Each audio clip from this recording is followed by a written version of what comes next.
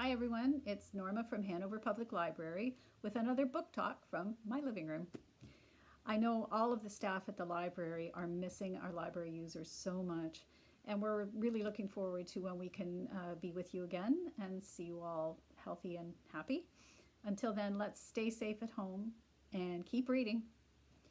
One of the most unusual success stories in publishing in the past 10 years has to be a series of mystery novels featuring a character named Flavia de Luce.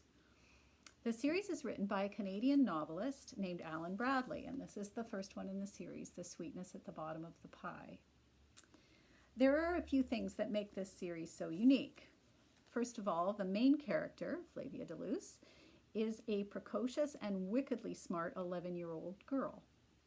Second, the stories take place in 1950, and she's living in an English village with her father and two sisters. Her mother had died when Flavia was just a baby. Third, the author, a retired television engineer from the prairies, manages to create such an authentic and believable voice for his main character that you quite forget it's a novel, and it seems more like a memoir.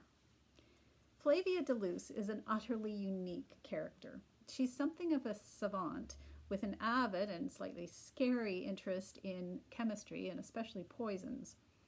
She has a fractious relationship with her two sisters, and they take delight in tormenting each other, while Flavia's father, distracted by grief, stamp collecting, and money troubles, hides in his study. But Flavia has a rich inner life, knocking around her family's decrepit manor house, riding her bike named Gladys into the village, and spending time doing experiments in her chemistry lab that was originally the purview of her great-great-uncle Tarquin.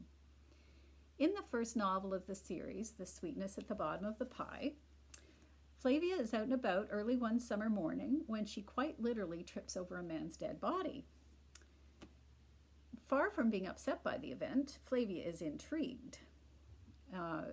Especially by the odd smell that she detects around the man's face.